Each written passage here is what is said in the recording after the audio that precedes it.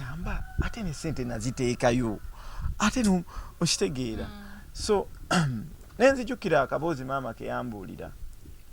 Maama yangamba nti lumu waliwo omwana yafuna accident.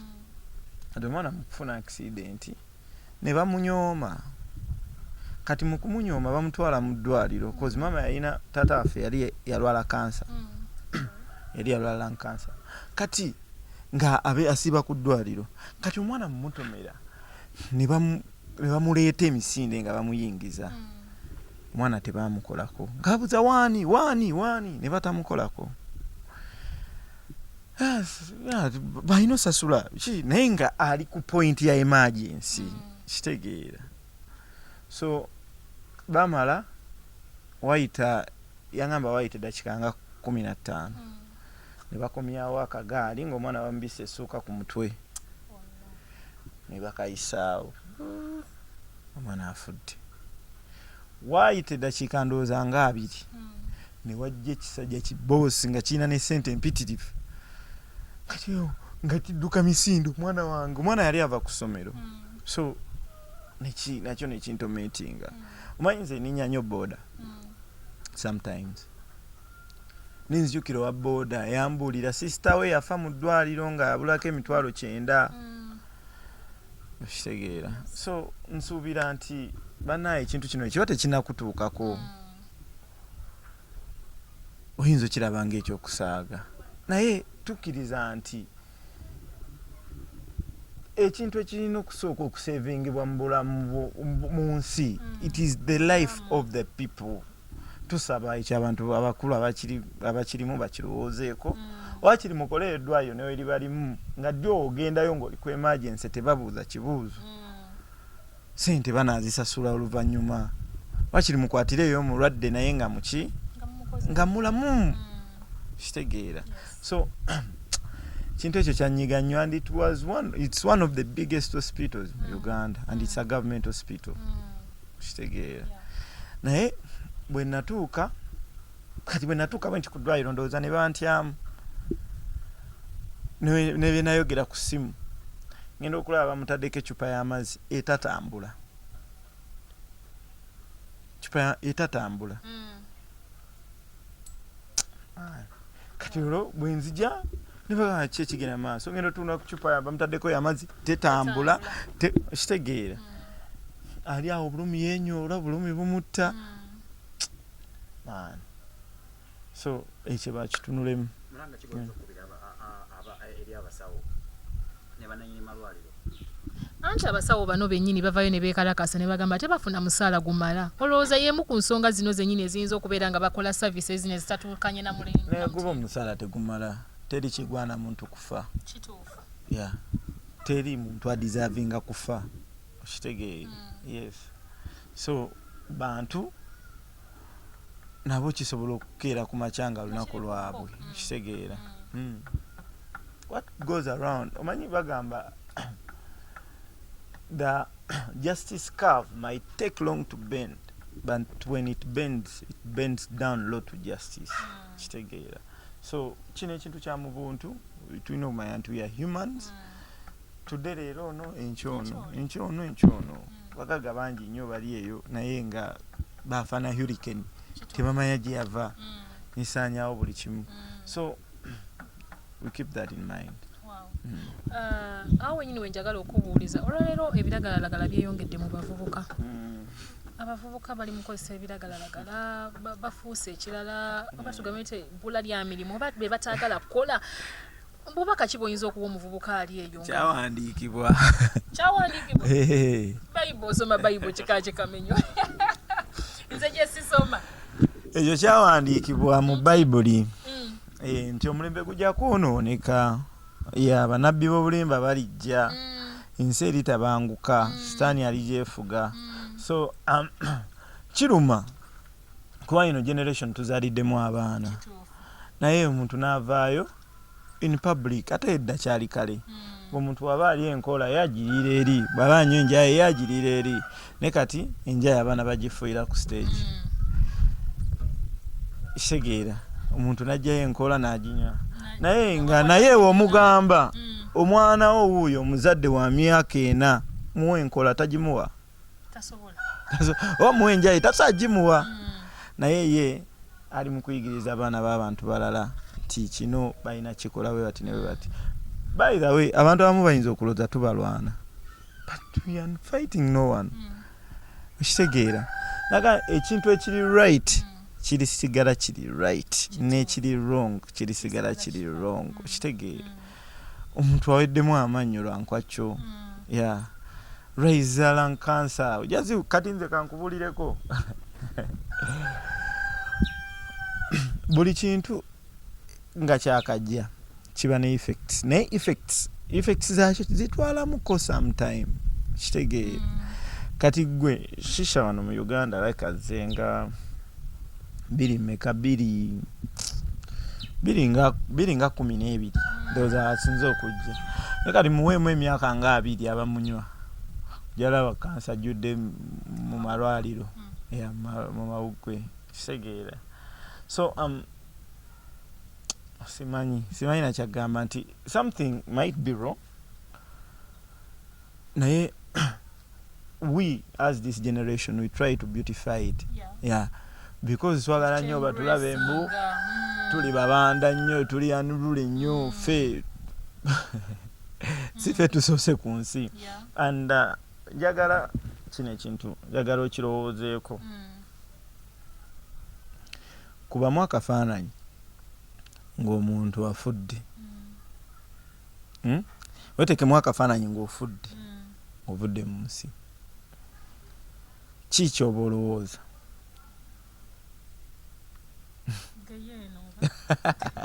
omuliro oba okugenda ewa Katonda ku bibiri weekubemu akafaananyi mu butuufu ki kyolowooza ng'omungo like ofudde naye era kibuuzo nno kizibu abamu balowooza ku baana baabwe balese mabega abalala balowooza egeyenene beetya abalala ngenda mu ggulu oba kale ku nsi ki kyoba olowooza baana olowooza famire olowooza ebirowoozo bye walina mu mutwe n'otabiwaayo n'otabiwa abantu byandikyusiza abantu abamu olowooza ebintu bye walina okukola n'otabikola nogakale if I should get another chance n'enkikola I would do this so kyokka muyinza okulowooza enjaye gye watanywa so righteousness ebiseera ebisinga ejja mu bwongo bwaffe nga tumaze okuluzinga life. Okitegeera obutuukirivu bujja mu bwongo bwaffe when we are losing o nga tumaze okuluzinga life. Teri gwe babulira njiri ku kitanda n'atalokoka kituufu era afa ayatudde obulokozi. Yes because nti that's how ye point gyanoonyezaako obutuukirivu mu ye. Teri ali ku kitanda agamba naye ngenda kufa mumpe enjaga enkube nga ngenda kufa okitegeera oba mumpeka kwa kyondyeko oba munkube cocaine dokita kuba cocaine ngende naye watuukamu eyo period of time anoonya righteousness anoonya butuukirivu so kitegeeza nti at the end of it all tunoonya butuukirivu.